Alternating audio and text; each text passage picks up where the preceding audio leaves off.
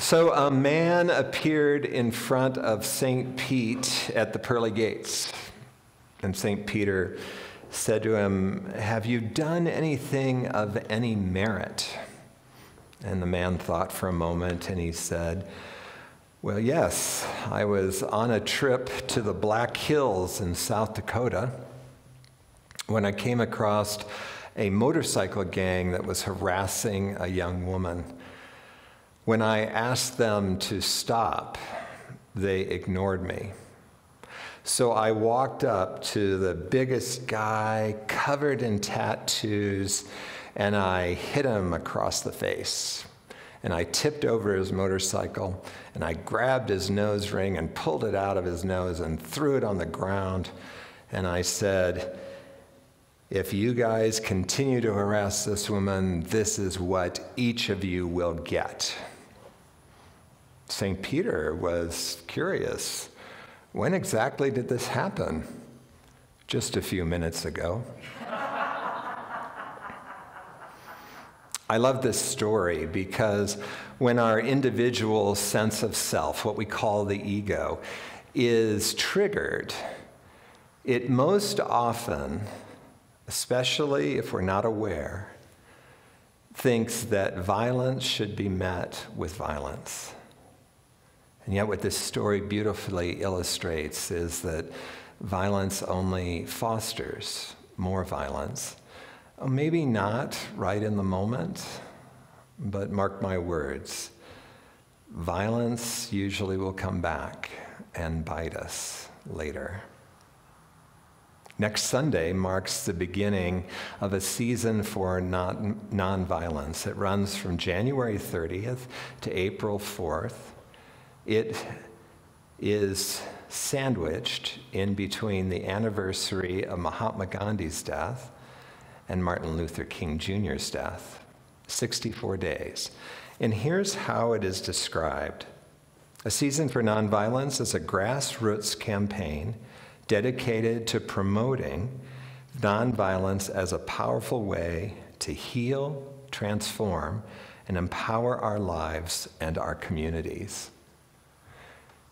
This is so true, and it's particularly true if we approach it from a spiritual way. You see, spiritually, we're always asked to get in and look at our relationship with something, our relationship with spirit, our relationship with our deep-seated beliefs, so that there's an opportunity for us to transform, to move in a different way, in a different direction. This season for nonviolence is inviting us, from a spiritual standpoint, to look at our relationship with violence. So often when our individual separate sense of self finds itself immersed in something like a season for nonviolence, its focus is, okay, what do I need to do to conform to this? How do I become a better ego here, a better person? It wants to learn, it wants to mimic new behavior. If you think about it, it's just adding more and more layers of should to our lives. This is yet another thing that we need to control, that we need to be efforting. Or maybe even more popularly among the ego self would be to convince us that we're really not violent. No, they're not really speaking to us. We're the model of nonviolence. But can that really be true? Not likely. And here's why. And why sometimes it's hard for us to detect our own violence. You see, each of us was raised by parents. We were immersed in schools and whatnot where our teachers, our parents, our grandparents, all of our caregivers, there's no way they could be perfectly attuned to us. And so we have hurts, we have frustrations, we have disappointments. And what's interesting is in order to keep us healthy, and it's a very important thing that needs to happen for a kid, when those hurts, disappointments, letdowns, when they happen,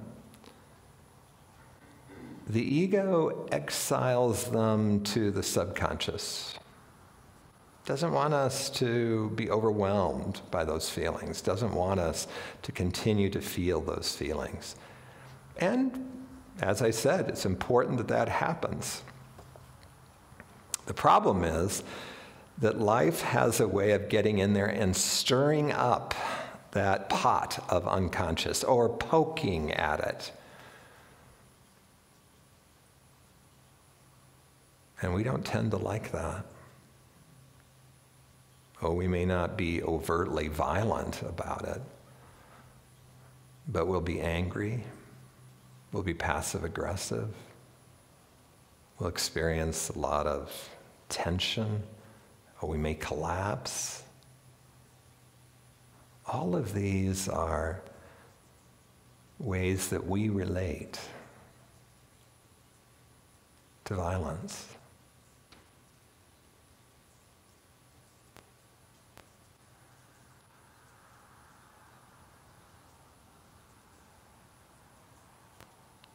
The challenge with subconscious is that it's subconscious. It's unknown. There's literally tons of information on this season for nonviolence. And as I was reading articles and reading different meditations to myself, I was really pleased to see two themes come up that I think could really help us to begin to bring the unconscious to conscious. One of them was repeatedly, I read to trust your guidance, to pause, to listen for the guidance, to resist that tendency to react out of the voice or the impulses of that ego self, which is not trying to overtly be violent, but works very hard to push away any threat that might upset the apple cart, might stir that unconscious, might bring up difficult feelings.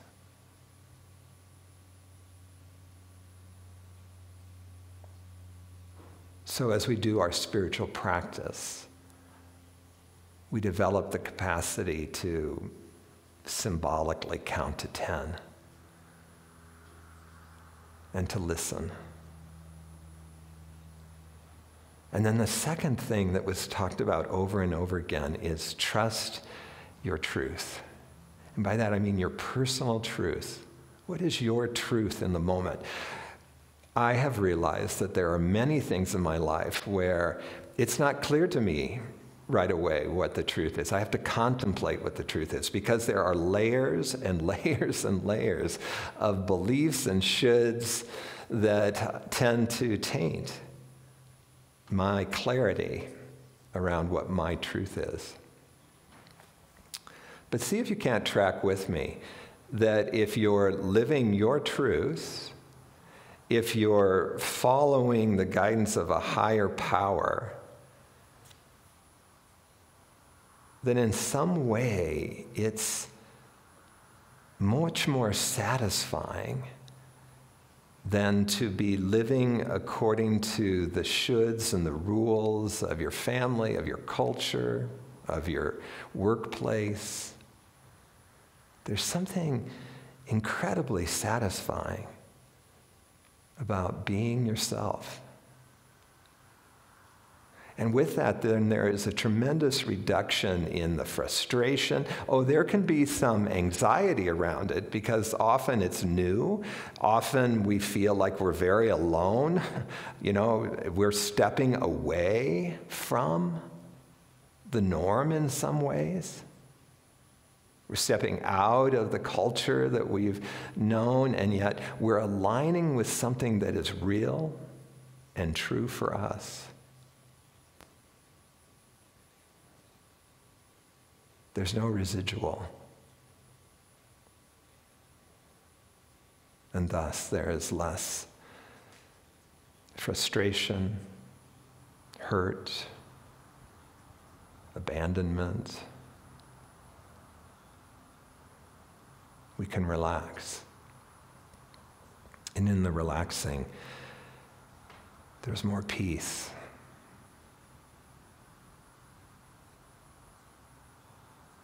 More satisfaction with life.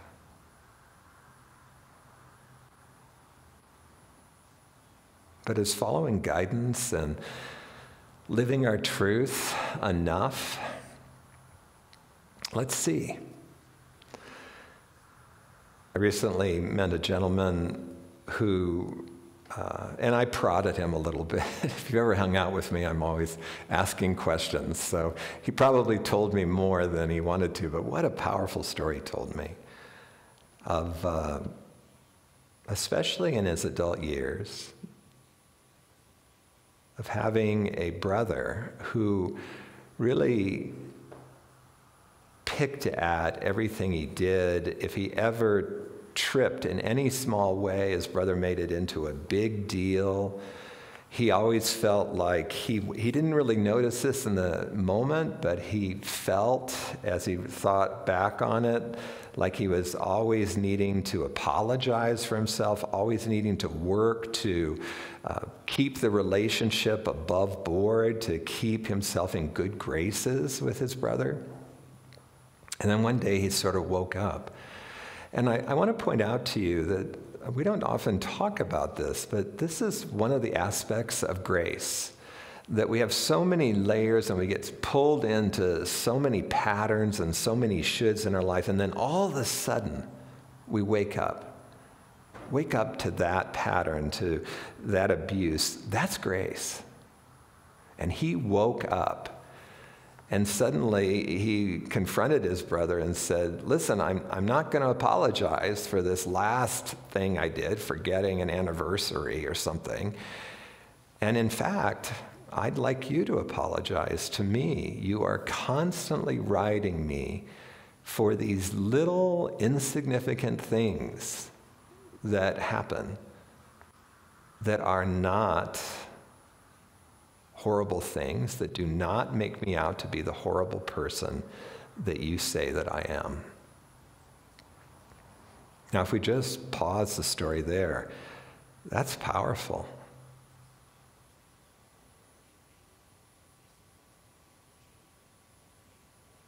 Do you see, whenever we're not living our truth,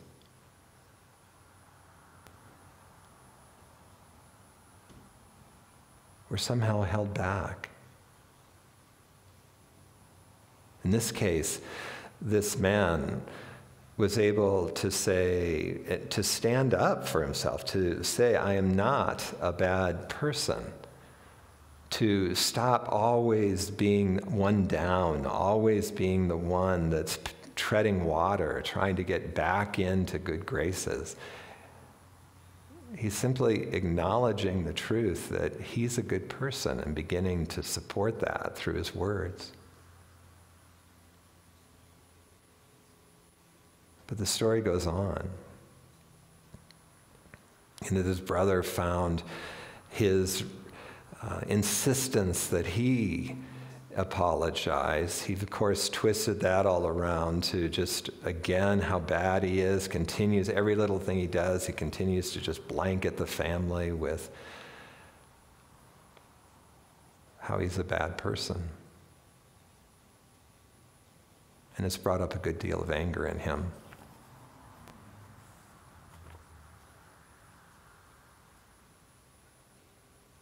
He suffers in the anger. Anger is an interesting thing. Anger is a tool that the ego can use to push away the threat. And so you see his willingness to tell the truth. And most of the time when we're willing to really get in touch with our truth, live the guidance, it has a tendency to push up against that which is not the truth inside of us. So there's something that hurts probably in this man. And we can imagine if we've been on the run our whole lives trying to convince people that we're really okay when someone else is telling them that we're bad. You can imagine there's stuff to be healed there.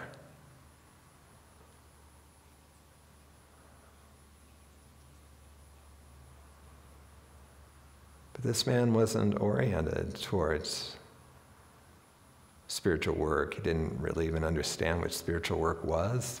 The vast majority of the people I don't think do.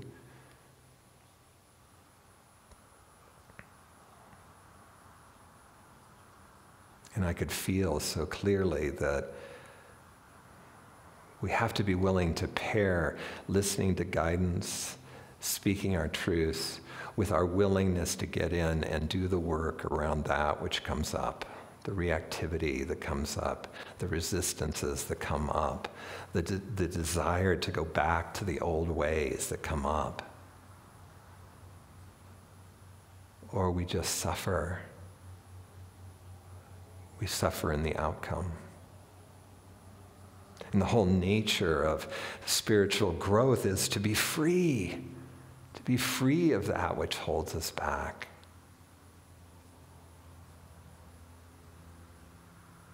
So it begs a lot of questions, right? Like, how are you? How is it for you to pause and wait for guidance, knowing that guidance comes according to God's time, not our time? It's a total bummer, let me assure you. But it's worth waiting for, definitely worth waiting for. Or to have to sit and really contemplate, what is my truth here? How is that for you?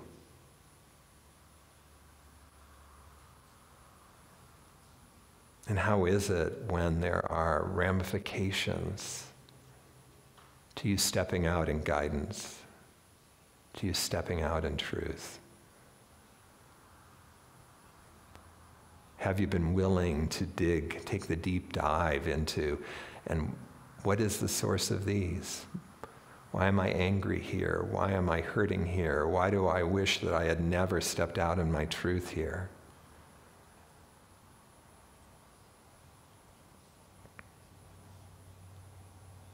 I want to point out one thing, and that is that your powers of power and strength are not violent. I find so often in the counseling that I do that people have put away strength and power because they've been given the message that you're not a loving or kind person if you have access to strength and power. But they're very different than the kind of energy that is violence. Strength supports us in living our truth, and therefore also in setting boundaries. With strength comes tremendous clarity. Power is the opposite of powerlessness. It is another support that comes up in us and that reminds us, I am not powerless here. I can do this. And when you couple that with will, which is another I can and I will energy, you've got an incredible cocktail for living your truth. And it has an impact. You know, in that first story, I want to go back. Lisa, let's do that quote before we get too far down. I realized I missed a quote. Dom actually is his name. Let me pull up in my notes so I can read more clearly. Dom Helder Câmara was a Brazilian Catholic archbishop. He died in 1999, and he has this simple thing to say that is so true and so reinforcing as to why we need to take the deep dive. It's useless to dream of a reforming society without a corresponding deep change in our inner lives. We must get to the bottom of the hurts in order to stop fostering violence. So I want to tell you a story from my own life. I was starting to tell you I would have loved, if that was a true story about the guy in the Black Hills, I would have loved to have been there to see if he was coming from real strength and real power when he told that motorcycle gang to leave the young woman alone.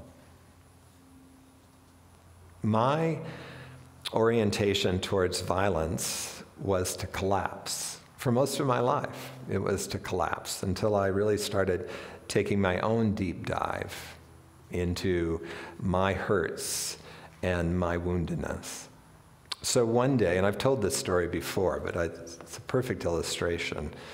One day I was driving back to my home in Denver, and I was driving down Park Avenue. If you know Park Avenue, there's no pull-offs. It's a 4-lane road. There's no parking along the road. And as I was pulling down the street, I see two men fighting, and really fighting. I mean, lots of fists, lots of kicking, aggressive fighting. And much to my surprise, I could not let it be. I could not collapse. And so I stopped my car. I made everyone pull around me.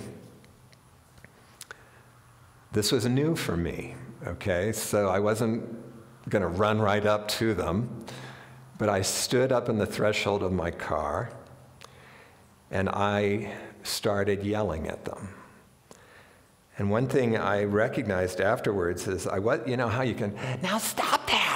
Now it can be right from your throat. It was coming from my belly. It was this incredible strength and power that came out through my voice. And I was saying, stop that. What are you guys doing? What's happening here? Take a breath. I mean, I just kept saying everything I could possibly say. And really, after a few seconds, they looked over at me, probably to see what the hell that gay guy was doing yelling at them. But they stopped. They looked at me, they looked at each other, and they walked off in separate directions.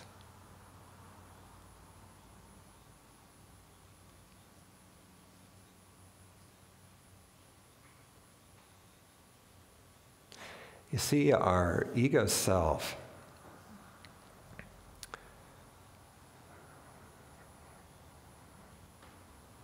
thinks that it does that, thinks that it has to do that, likes to take credit for everything that happens. But when we open to who we are as a spiritual being, which at least my experience tells me requires that we have to clear away that which is not spirit in us. The presence of spirit is so powerful.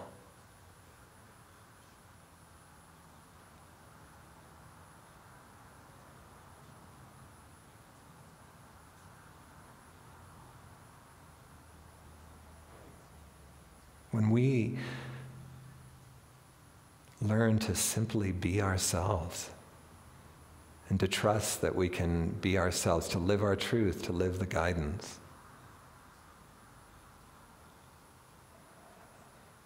It changes the world. I remember getting back in my car and I was shaking. That's not uncommon. You see, that was not how my soul was oriented. And so as we allow Spirit to move through us in new ways, it's going to be scary at times, and it's that dance between fear and excitement, right? But it's not going to weigh you down. There's something clean and refreshing and dynamic as we open to who we are as spiritual beings, as we stop just playing out all the wounds and hurts that our ego works to protect us from, to keep in the unconscious. Martin Luther King Jr. said simply, "The time is always right to do the right thing."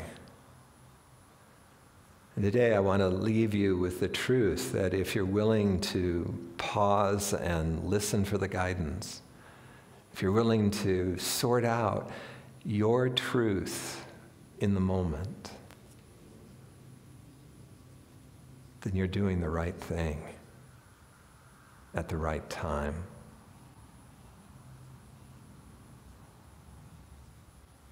And when reactivity comes up, when it doesn't go the way that you'd hoped it would go, be willing to do the deep dive into what's going on for you, what needs to be healed in you, so that you can become truly an expression of nonviolence. Namaste.